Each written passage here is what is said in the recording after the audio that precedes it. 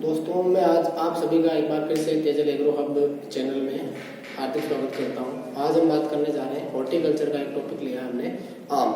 तो आम क्या है, सबसे पहले इसका बॉटनिकल नेम क्या है, इसका कुल क्या है और इसके किस प्रकार का ये फल वृक्ष है, यानी इसको कौन सी जलवायु अच्छी रहती है, कितना टेम्परेचर इसके लिए उपयुक्त रहता है, या फिर इसमें जो प्रोपगेशन यानी प्रवर्धन जो होता है वो किस प्रकार का प्रवर्धन जो है अच्छा रहता है।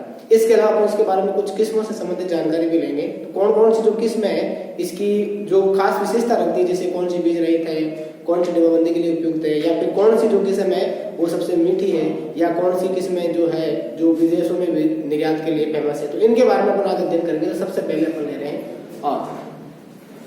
तो आम वैसे अगर बात की जाए तो इसको अपन मैंगो के नाम से भी जानते हैं, और ये अपना राष्ट्रीय फल भी है। राष्ट्रीय फल के साथ साथ में इसको फलों का राजा भी कहा जाता है। क्या बोलते हैं इसको? फलों का राजा। अब मैं बात करूंगा इसका वानस्पतिक नाम, यानी इसका जो बॉटनिकल नेम है वो क्या है। तो सबसे पहले इसका जो बॉटनिकल नेम होगा मैंजीफेरा इंडिका, यानी तो वानस्पतिक नाम। वानस्पतिक नाम इसका होगा मैंजीफेरा इंडिका। इसका जो कुल है वो होगा आपके फैमिली यानी एनाकॉर्डिएसी।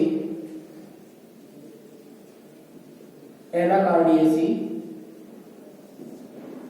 और अपन बात करने जा रहे हैं इसका उत्पत्ति स्थल जो है, उत्पत्ति स्थल इंडो बर्मा, या आप कह सकते हो भारत बर्मा। भारत बर्मा भी कह सकते हो, क्योंकि आज जिसको अपन वर्तमान में म्यांमार के नाम से जानते हैं वो प्राचीन समय में बर्मा के नाम से जाना जाता था। तो सबसे पहले इसका जो उत्पत्ति स्थल है वो अपन बात करने जा रहे हैं इंडो बर्मा। अब बात की जाए खाया जाने वाला भाग, तो हमेशा ध्यान रखना है खाया जाने वाला जो भाग होता है आम का वो कौन सा होता है? मीजोकार्प। और मीजोकार्प का मतलब होता है मध्य फल वृत्ति। क्या बोलते हैं अपन इसको? मध्य फल वृत्ति। ठीक है, तो अपन इसको मध्य फल वृत्ति के नाम से लिखेंगे। इसको बोलते हैं वैसे मीजोकार्प। वैसे फल का प्रकार अगर आपसे पूछ लिया जाए, यानी आम जो है किस प्रकार का फल है या किस प्रकार का फ्रूट है, तो आप बताओगे ड्रुप। फल का प्रकार, तो फल का जो प्रकार है वो इसका है अस्टिल। हिंदी में इसको अस्टिल बोलते हैं और इसको ड्रुप कहा जाता है। तो ड्रुप बोलते हैं, ड्रुप या अस्टिल कह सकते हो।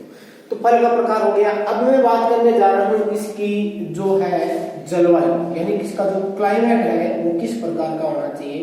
तो आप सभी दोस्तों को पता है, यानी आम के लिए विशेषकर जो है उष्ण और उपोष्ण जलवायु। ध्यान रखना, उष्ण जलवायु में ये आम का जो पौधा आसानी से उग जाएगा। राजस्थान में अगर आम का पौधा उगाना चाहते हो तो राजस्थान में आपको बांसवाड़ा जिले में, डूंगरपुर जिले में, और विशेषकर इसके पड़ोसी जो इनके जो सीमावर्ती जिले हैं उनके पास में ये जरूर मिलेगा। विशेषकर आपको जैसे चित्तौड़गढ़ है, उदयपुर है, यानी यहाँ पर आपको चित्राए वन मिल सकते हैं किसके? आम के। तो मैं बात करने जा रहा हूं इसकी जलवायु। तो इसकी जलवायु है आपकी उष्ण व उपोष्ण, यानी इस जलवायु में क्या हो जाता है, आसानी से अपना उत्पादन देता है। अब अगर हम बात करते हैं तापमान की, तो इसके लिए जो तापमान है टेम्परेचर, तो इसके लिए तापमान उपयुक्त रहता है आपके 24 से 27 डिग्री सेंटीग्रेड। ध्यान रखना, 24 से 27 डिग्री सेंटीग्रेड जो तापमान है ये ऑप्टिमम तापमान है, यानी इष्टतम तापमान है। इस तापमान पर आम का जो प्रोडक्शन है वो सबसे अच्छा होता है। आम का जो प्रोडक्शन है, मेरे कहने का मतलब उत्पादन जो है वो क्या मिलेगा आपको? इस तापमान पे ज्यादा मिलेगा। वैसे इस तापमान, ये जो है मैंने आपको तापमान बताया 24 से 27 डिग्री सेंटीग्रेड, ये अनुकूलतम तापमान है किसके लिए? आम के लिए। वैसे नींबू वगैरह की बात करते हैं तो उसके लिए 16 से 32 डिग्री जो सेंटीग्रेड तापमान होता है वो क्या माना जाता है?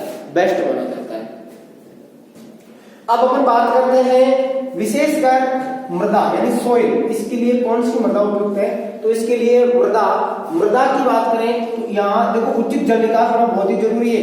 उचित जल निकास, और जल निकास को अपन ड्रेनेज बोलते हैं, यानी उचित जो जल निकास युक्त कौन सी? युक्त दोमट व बलुई दोमट मृदा। दोमट व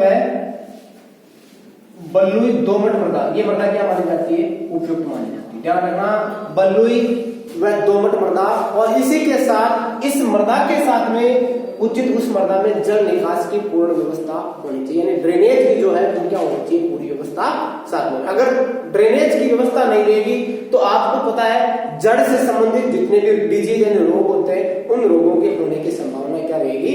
ज्यादा बनी रहेगी। तो मैं यहाँ पे इसके बाद की बात करूंगा, मृदा की बात में आता है इसमें परवर्धन, क्या कहते हैं?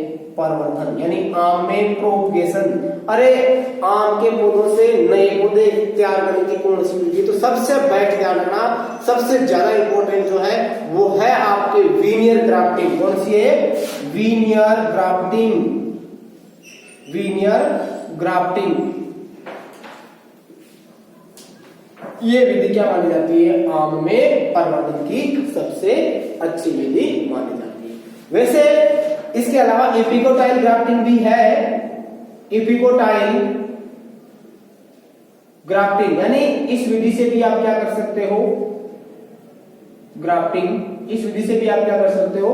नए पौधे तैयार कर सकते हो। किसमें? आम। अब अपन बात करते हैं प्रवर्धन के बाद में, अगर बात की जाए यानी ये जो इसमें मतलब गड्ढे का आकार कितना होना चाहिए, प्लांट टू यानी जो प्लांट है वो डिस्टेंस कितने रखते हैं, पौधे से पौधे की दूरी कितने रखते हैं, और गड्ढे का जो है वो आकार क्या रहना चाहिए। तो सबसे पहले मैं आपको बता देता हूँ, आम वैसे एक बड़े फल वृक्षों के अंतर्गत आता है, और बड़े फल वृक्षों में हमेशा जो गड्ढे की जो आकार होता है वो 1 मीटर चौड़ा रखते हैं, 1 मीटर लंबा रखा जाता है और 1 मीटर गहरा रखा जाता है। तो ध्यान रखने वाली बात है 1 इंटू 1 इंटू 1 मीटर क्या रखते हैं अपन? आकार रखते हैं। किसका? गड्ढे का। अब अगर गड्ढे का आकार 1 इंटू 1 मीटर रखा जाता है तो ध्यान रखना है आपको, यानी इसमें प्लांट डिस्टेंस यानी पौधे से पौधे की दूरी कितनी रखी जाती है? तो पौधे से पौधे की दूरी विशेषकर अपन कितनी रखते हैं? 10 इंटू 10 मीटर। लेकिन ये बात जरूरी नहीं है कि 10 इंटू 10 मीटर एक समय रहते हैं। तो 10 इंटू 10 के अलावा देखो सबसे पहले अपन बात करते हैं गड्ढे का आकार। गड्ढे का आकार, तो ये जो गड्ढे का आकार है ये विशेषकर आपको ध्यान रखना है 1 इंटू 1 इंटू 1 मीटर रखते हैं अपन। क्या रखते हैं? ये 1 इंटू 1 मीटर। ध्यान रखना 1 मीटर लंबा हो सकता है, 1 मीटर चौड़ा हो सकता है, 1 मीटर क्या होना चाहिए? गहरा होना चाहिए। लेकिन वो गहराई जो है वो अपन पूरी 1 मीटर रखते नहीं है, लेकिन 1 मीटर के अपन क्या करते हैं? गड्ढे को खोदते हैं, लेकिन उसमें से कुछ मिट्टी को वापस क्या कर दिया जाता है? गड्ढे के अंदर भर दिया जाता है, ताकि पौधा जब अपन लगाएंगे तो वो पौधा क्या रहेगा? सीधा खड़ा रहेगा। ठीक है। अब बात अपन ये करते हैं, यानी ये जो प्लांट डिस्टेंस है, तो पौधे से पौधे की दूरी, पौधे से पौधे की जो दूरी है वो अपन रखते हैं 10 इंटू 10 मीटर। ध्यान रखना भाई, देखो यहाँ इंपॉर्टेंट बात चल रही है, 10 इंटू 10 मीटर कहां पर रखते हैं? अगर आपसे सीधा क्वेश्चन में पूछ लिया जाए आम में पौधे से पौधे की दूरी कितनी रखी जाती है, तो आप बताओगे 10 इंटू 10 मीटर। तो विशेषकर अगर 10 इंटू 10 मीटर। अब अपन बात करें, अगर इसके बाद की बात करते हैं, जैसे मतलब कौन सी किस्म के लिए, अगर आपसे पूछे आम में सघन बागवानी, देखो नाम क्या आ जाए? सघन बागवानी। आम में सघन बागवानी, बागवानी में दूरी कितनी रखते हैं? तो इसमें अपन दूरी कितनी रखते हैं? आम में सघन बागवानी में दूरी रखी जाती है, ध्यान रखना 5 इंटू 5 मीटर। ध्यान रखना कितनी रखते हैं अपन? 5 इंटू 5 मीटर रखते हैं। विशेषकर ध्यान रखना भाई, सघन बागवानी है तो 5 इंटू 5 मीटर। और अगर आपको पूछ दिया जाए आम की आम्रपाली, आम्रपाली कौन सी किस्म है भाई?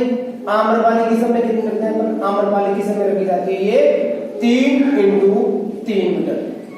ये दूरी आप कम भी कर सकते हो, आम्रपाली में कई बुकों में कई गाइडों में आपको 2.5 इंटू 2.5 मीटर भी मिलेगी, लेकिन ध्यान रखना है 3 इंटू 3 मीटर अपन किस में रखते हैं? आम्रपाली में रखते हैं। और सघन बागवानी के अंदर कितना रखते हैं? 5 इंटू 5 मीटर रखते हैं। और बात करते हैं औसत जो दूरी है वो कितनी रखी जाती है? वो रखी जाती है आपके विशेषकर 10 इंटू 10 मीटर। यानी अगर एवरेज पूछा जाए, सीधे पूछ ले आम में जो पौधे से पौधे की दूरी है निम्न में से कितनी रखी जाती है, तो आपको ध्यान रखना है कितने रखते हैं अपन 10 × 10 मीटर रखते हैं। और अगर आपसे पूछे सघन बागवानी के लिए तब आप क्या बताओगे 5 × 5। और अगर विशेष वो किस्म का नाम ही दे दे, वैरायटी का नाम ही दे दे, तो आप क्या बताओगे 3 × 3 मीटर। और वैसा ये आम्रपाली में होता है, विशेषकर किसमें होता है, क्योंकि ये आम की बोनी किस्म है। इसके साथ में ध्यान रखना ये आम की क्या है भाई, बोनी किस्म। अरे छोटी किस्म है जो विशेषकर, अरे अगर पौधा खुद आकार में भी क्या होगा छोटा होगा तो उसको ज्यादा जगह की जरूरत नहीं पड़ेगी, अर्थात पौधों को ऊपर नजदीक नजदीक लगा सकते हैं। तो इसलिए दूरी भी क्या होगी, डिस्टेंस भी क्या होगी, कम होगी।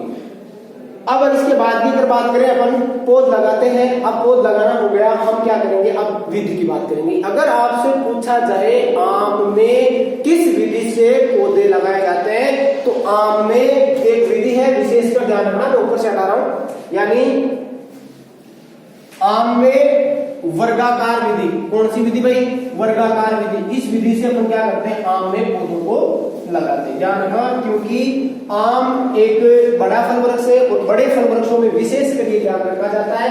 यानी किस विधि से अगर हम बात करें हैं तो बाग लगाने की विधि, बाग लगाने की विधि। तो बाग लगाने की विधि कौन सी है भाई, बाग लगाने की विधि है वर्गाकार। वर्गाकार या आयताकार भी लगा सकते हो आप।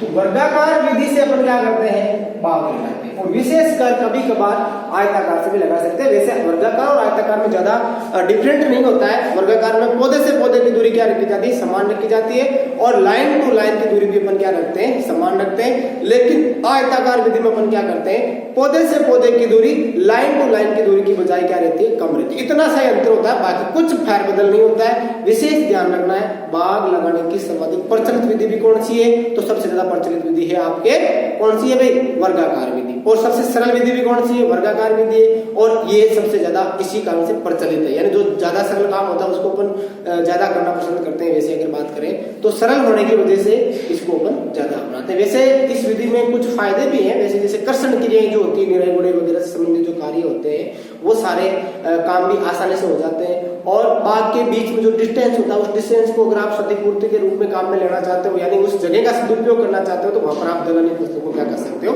लगा सकते हो। वैसे आम का पौधा जो है व्यवसायिक जो फलन है वो 5 वर्ष में ही देना शुरू करता है। कितने साल बाद में देता है, 5 साल के बाद में। तो 5 साल तक लोगों को क्या करना पड़ता है, इंतजार करना पड़ता है। वैसे इंतजार तो करना ही पड़ेगा अगर हमने इस प्रकार का बेड़ा उठाया है तो बाग लगाने का। तो अगर प्रारंभिक जो आय है प्राप्त करने के लिए आप दलहनी फसलों को उगा सकते हो। अगर आपको लगता है दलहनी फसलों से उगाने से क्या होगा, मृदा की जो उर्वरा शक्ति वो भी क्या बनी रहेगी, यथावत बनी रहेगी। अब अपन बात करते हैं वर्गाकार विधि से हमने बाग लगा दिया। अब देखो बात करते हैं इसके बारे में किस्में, यानी इसकी कौन कौन सी किस्में बहुत अच्छी है। तो मैं बात करूंगा, सबसे पहले कुछ एक किस्मों के नाम लिखूंगा। यानी सबसे पहले देखो आप बात करते हैं अल्फांसो, इसकी बात करते हैं अल्फांसो। इस किस्म को हापुस के नाम से भी जाना जाता है और इसका दूसरा नाम है हापुस। और ये क्यों इंपॉर्टेंट है, ये इंपॉर्टेंट इसलिए है कि यह किस्म विदेशों में सर्वाधिक निर्यात की जाती है। क्या की जाती है, विदेशों में सर्वाधिक निर्यात, यानी यह किस्म विदेशों में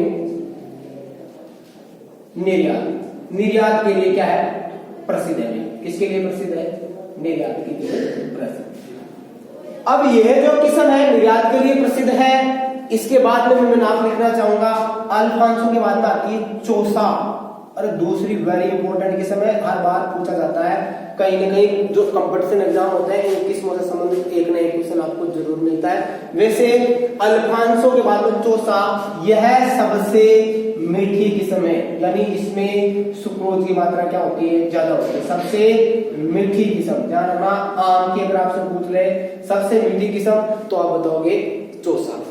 अगर आपसे पूछा जाए सिंधु, क्या पूछा जाए, सिंधु, तो ये जो किस्म है ये भी आम की किस्म है, लेकिन इस किस्म यानी ये जो किस्म है क्यों प्रसिद्ध है, तो ये लोकप्रिय भी है। किस कारण से, क्योंकि यह गुठली रहित यानी सीडलेस बोल सकते हो। इसमें मात्रा विशेष मात्रा 8 ग्राम की या 6 से 8 ग्राम तक की क्या पाई जाती है, गुठली पाई जाती है, इससे ज्यादा गुठली नहीं पाई जाती। तो मैं सिंधु की बात कर रहा हूँ, यानी ये क्या होती है, बीज रहित। वैसे आप इसको सीडलेस बोल सकते हो, लेकिन अवशेष के रूप में छोटी सी गुठली पाई जाती है और वो कितने पाए, 8 ग्राम की, 8 से 6 ग्राम लिख सकते हो, 6 ग्राम की क्या पाई जाती है, गुठली पाई जाती है।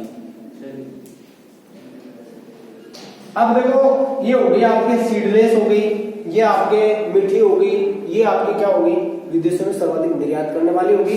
अगर आपसे एक किस्म और भी है जिसे अपन दशहरी के नाम से बोलते हैं, दशहरी, तो ये जो किस्म है ये किस्म डिब्बाबंदी के लिए, इसके लिए भाई डिब्बाबंदी के लिए क्या मानी जाती है सबसे उपयुक्त, यानी सबसे अच्छी मानी जाती है डिब्बाबंदी के लिए उपयुक्त किस्म। डिब्बाबंदी के लिए उपयुक्त किस्म कौन सी है, तो ध्यान रखना दशहरी जो किस्म है डिब्बाबंदी के लिए क्या मानी जाती है, बेस्ट मानी जाती है। तो इसके अलावा अगर आपसे और भी पूछ लिया जाए यानी कौन सी जो किस्म है वो नियमित फल देती है और कौन सी किस्में नियमित फल नहीं देती है, तो अपने को जहां तक पता रहेगा कि कौन कौन सी किस्में नियमित देती है, जैसे आम्रपाली जो है वो नियमित और बोनी किस्म दोनों है, ध्यान रखना। आम्रपाली का मैं नाम दे रहा हूं यहाँ पर, आम्रपाली। आम्रपाली जो किस्म है ये क्या करती है, बोनी किस्म भी है, बोनी किस्म, वे नियमित फल देने वाली, नियमित फल देने वाली ये किस्म कौन सी है, ये आम्रपाली।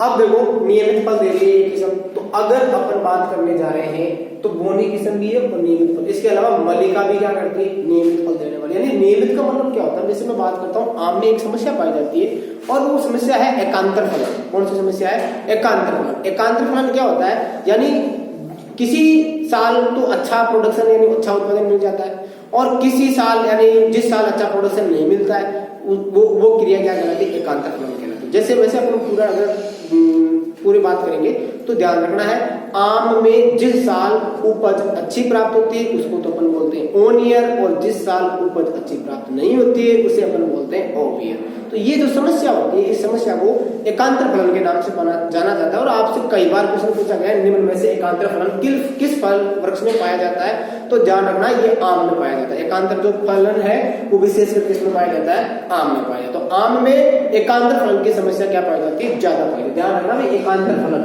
विशेषकर बता रहा हूं मैं आपको एकांतर फलन, एकांतर फलन ये पाया जाता है आपके आम में। और जिस वर्ष फलों का उत्पादन होता है उसको तो अपन क्या बोलते हैं, ऑन ईयर बोला जाता है, और जिस साल फलों का उत्पादन नहीं होता है उसको अपन क्या बोलते हैं, ऑफ ईयर बोलते हैं। क्या बोलते हैं, ऑफ ईयर। वैसे अगर प्रोडक्शन की बात की जाए तो विश्व में सबसे ज्यादा आम का उत्पादन कहाँ होता है, भारत में होता है। और भारत में अगर बात की जाए सर्वाधिक उत्पादन करने वाला कौन सा स्टेट है, तो यूपी। ध्यान रखना। और राजस्थान की बात करें तो राजस्थान में बांसवाड़ा जिला है, वो आम का क्या करता है, सबसे ज्यादा प्रोडक्शन अवेलेबल करवाता है। तो ध्यान रखना है भाई, सबसे ज्यादा विश्व में आम का जो उत्पादन है वो कहां पर होता है, विश्व में सर्वाधिक आम का उत्पादन। विशेष बता देता हूं, विश्व में सर्वाधिक आम का जो उत्पादन है वो आपके होता है, विश्व में सर्वाधिक उत्पादन। तो सर्वाधिक उत्पादन जो है वो होता है आपके भारत में। कहां पर होता है, भारत में। ध्यान रखना किसका, ओनली फॉर मैं आम का बता रहा हूं। लेकिन अगर आपसे ऐसा क्वेश्चन पूछ लिया जाए विश्व में सर्वाधिक फलों और सब्जियों का उत्पादन करने वाला देश कौन सा है, तब आप चीन बताओगे। कौन सा बताओगे भाई, चीन। क्योंकि चीन फल उत्पादन में भी आगे है और सब्जी उत्पादन में भी क्या है, अग्रणी है। तो हमेशा ध्यान रखना, हम केवल और केवल अकेले फल की बात कर रहे हैं तो आम में भारत क्या है, सबसे आगे है।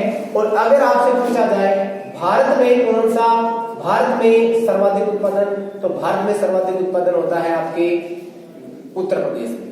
कहां पे होता है, उत्तर प्रदेश या यूपी कह सकते हो इसे।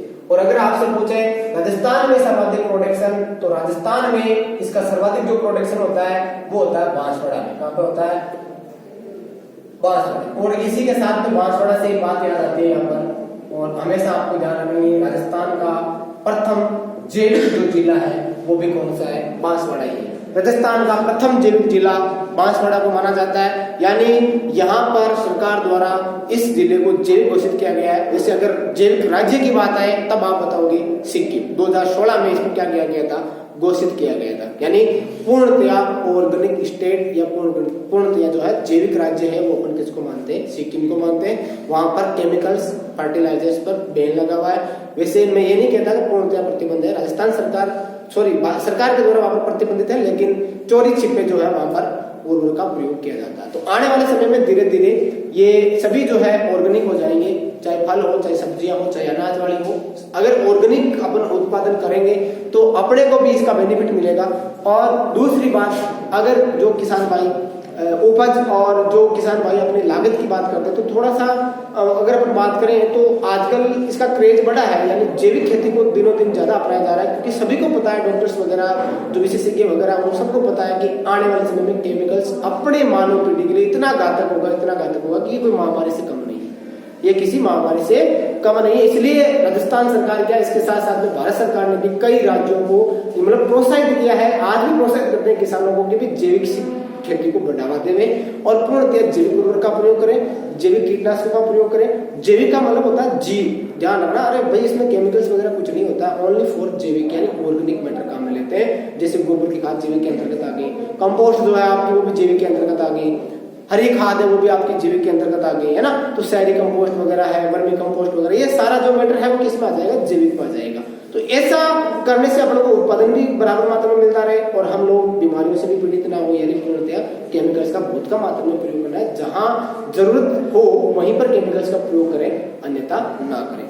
तो अब अपन बात करते हैं, यानी इसमें जैसे परागण की बात आती है, परागण, अरे भाई आम में परागण होता है तो पर परागण होता है, कौन सा होता है, पर परागण, सौ परागण नहीं होता है। और आम में परागण कौन सा होता है, परागण, ध्यान रखना, परागण, अरे परागण जो होता है ना, पोलिनेशन, पोलिनेशन यानी क्या होता है, परागण होता है। तो परागण होता है वो होता है पर परागण, पर परागण। कई बार पूछा गया है आम में कौन सा परागण है, तो पर परागण है, लेकिन यहाँ से क्वेश्चन नहीं पुटअप हुआ है। क्वेश्चन देखो आजकल थोड़ा डिफिकल्ट पुटअप होते हैं, जेट की तैयारी करो, चाहे बीएचयू करो, चाहे आईसीआर की करो, चाहे आप किसी बड़े कंपटीशन एग्जाम की तैयारी कर रहे हो, तो अगर आजकल क्वेश्चन जो है वो क्वेश्चन थोड़े डिफिकल्ट बनते हैं, जहां पर हम लोग क्वेश्चन को यानी जिस टॉपिक को हम लोग डिफिकल्ट समझ के छोड़ देते हैं कि यहाँ से क्वेश्चन पुटअप नहीं होगा, और आजकल क्वेश्चन पुटअप होने की संभावना सबसे ज्यादा वहीं से रहती है। तो हमेशा मैं ये बात बताता हूँ, चाहे जहाँ क्लास हो, कुछ भी हो, तो ध्यान रखना है इसमें घरेलू मक्खी के द्वारा, यानी ध्यान रखना आम में परागण किस मक्खी के द्वारा होता है, तो घरेलू मक्खी। अरे घरेलू मक्खी के द्वारा होता है परागण, परागण कौन सी मक्खी करती है, इसमें घरेलू मक्खी। और मतलब जब किसी माध्यम के द्वारा परागण करवाया जाता है, उस परागण को अपन क्या कहते हैं, पर परागण कहते हैं। सब परागण में किसी दूसरे माध्यम की जरूरत नहीं होती है, पर परागण में जैसे घरेलू मक्खी क्या कर रही है, माध्यम ही तो है, एक प्रकार का माध्यम ही तो है, यानी इस फूल पे बैठ कर दूसरे पे बैठे तो वो यहाँ के जो कुछ है जो अंडे वगैरह है वो चिपक करके दूसरे फूल को जाएगा और परागण हो जाएगा। तो कहने का मतलब है, मेरे कहने का मतलब है, इसमें जो माध्यम बन रही है वो कौन बन रही है, वो बन रहा है आपके घरेलू मक्खी। अब अपन बात करेंगे इसके बाद में आगे ग्राफ्टिंग, यानी इसमें जो प्रवर्धन है वो कम कर दें। तो इसमें प्रवर्धन करने की सबसे बेस्ट जो समय है जून जुलाई, कौन सा है भाई, वर्षा ऋतु है, प्रवर्धन का समय, ध्यान रखना, प्रवर्धन। तो प्रवर्धन कब करते हैं, इसमें प्रवर्धन करते हैं आपके जून जुलाई में। कौन सा, वीनियर ग्राफ्टिंग करते हैं ना, तो ग्राफ्टिंग कब किया जाता है, जून जुलाई। और जून जुलाई में कौन सा सीजन चल रहा होता है, वर्षा ऋतु चल रहा होता है, तो ध्यान रखेंगे। और हमेशा मैंने आपको बताया है कि गड्ढे का आकार 10 1 इंटू 1 मीटर रखते हैं। तो विशेष ध्यान रखने की बात है कि जो आपने गड्ढा खोदा है, गड्ढे खोदने का अगर आपसे समय पूछ ले, तो जब जिस समय पौधे को लगाया जाता है, जिस फल वृक्ष को लगाया जाता है, उससे यानी 1 महीने पहले, अगर आप जुलाई में लगा